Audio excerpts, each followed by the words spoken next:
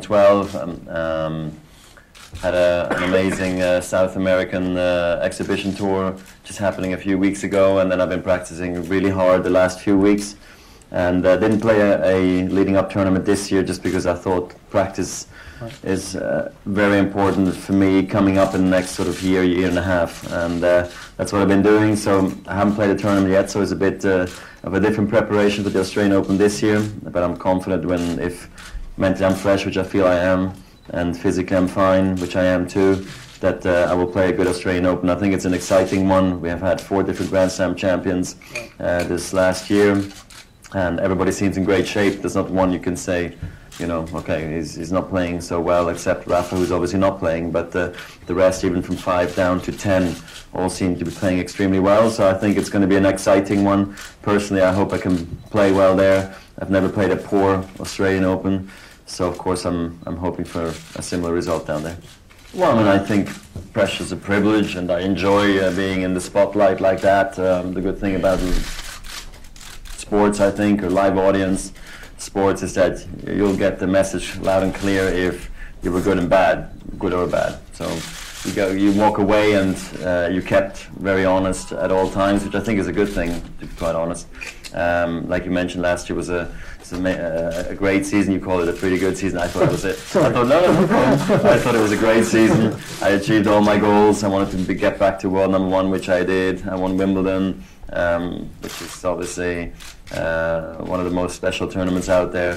Then I got the Olympic silver medal. I hoped for a gold, but I was looking for a medal, and I got it. So I was extremely proud for that as well. So it was a great season, and I hope I can keep it up. You know, I think longevity is the word here that I'm looking for, and that's what I'm striving for in this coming year in 2013, to hopefully keep on playing for many years, because I love it. I love the pressure of playing the new generation coming up, who are improving quickly, and I have to work harder than them to stay at the top, or stay with the best, and I don't mind the traveling and the extreme sort of movements we have these days. It's okay for me, so I'm looking forward to a great year. Good. Yeah, it's very much something we do, keep it very slim as a foundation.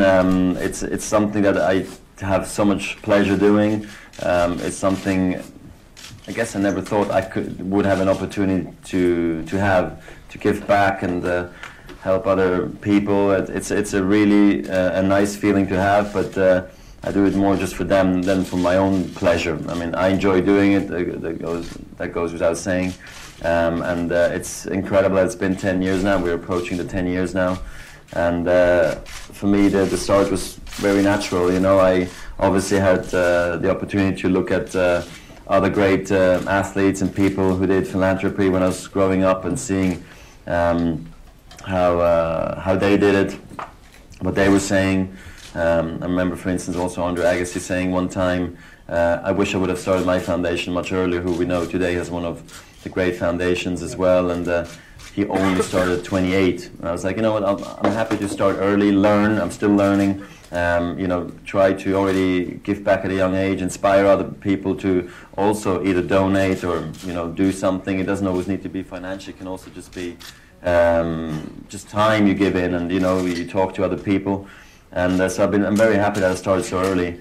For those who don't know, my mom's from South Africa, so I used to spend a lot of time in South Africa when I was younger. So I've always been confronted with also some poverty to some degree, and my parents educated me in a way that, once they saw that I was going to make a lot of money or decent money, they told me right away that the only right thing to do is to start up something and give back, and that's what I started. And it's been wonderful. Then obviously you need to decide what direction do you go into.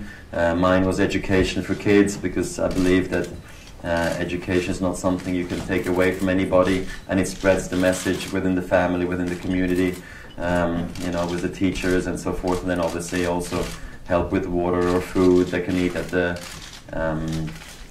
the schools and so forth. So it's very complex sometimes, depending on where the project is. But I'm very hands-on, of course. I'm planning a trip this year again to Africa, most likely South Africa, and I hope I can do more of those in the future, because it's obviously difficult with the playing schedule, but I try to manage it all as well as I can. I'm obviously incredibly thankful to the support that Credit Suisse also gives to the foundation.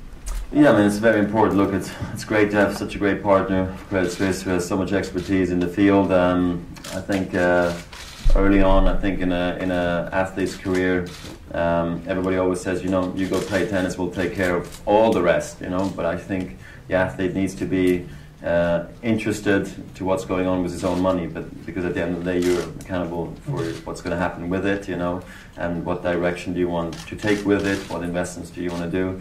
And for me, that's also been a process, you know, over the years, get more and more involved, knowing exactly what is going on, not just a little bit. And so for me, it's been very important to have good contact with the bank and with, you know, the experts, really, to learn about it, because that's also part of, I think, growing up and being interested, wanting to know, and that's been very important for me. Trust is good, you know, I think, but you know, the control needs to be there from myself as well, and then you feel comfortable, and I think that's very important, because we do hear of the sad stories that people work so hard in their sport, and then they lose everything, and that's just very unfortunate, I think.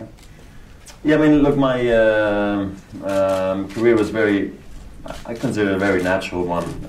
I was considered talented, especially in the region, and I started playing tennis very early, but not only tennis. I played as many sports as I could, because obviously Switzerland offers, you know, amazing opportunities: skiing in the winter time, tennis or football in the summertime, and so forth. So I did all of that and more, and that was great for my coordination, really. I think it's very important to focus on a few things early on, not just one. I think at 14, 12, 13, 14, I had to decide more to play in only one sport and do the other ones as a hobby, and that's what I did. I went to the National Tennis Center at 14, finished normal school until 16, and then it was either I'm going to stop at 16 with school, just play tennis, or then continue for another 4 years in school. And I said, you know, I'll take a break, I'll play tennis and see how it goes, and if it doesn't work out, I'll go back to school, which I never had to do.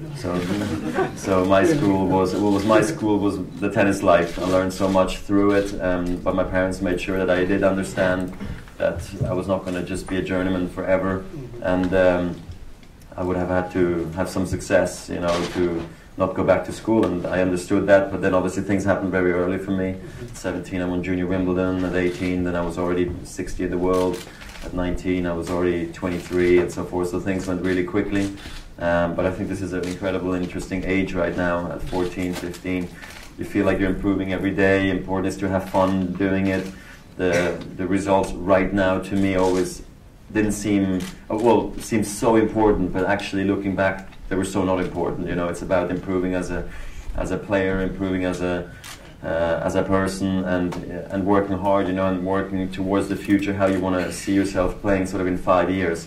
And then if you do all the right things, the results will follow anyway. So I think it's always very exciting meeting hopefully new stars. That's great advice, I think. I've had a fair share of both, you know. I've had a lot of good wins, a lot of hard losses. To pinpoint one, I guess looking back, maybe the best moment was winning my first Wimbledon, holding the trophy in my hands and going like, you know, I did it. My career could end right now. I've had a successful career. It's all good, you know. That kind of moment probably was is never going to come back, because your first always remains your first. Breaking a record is always never going to come back.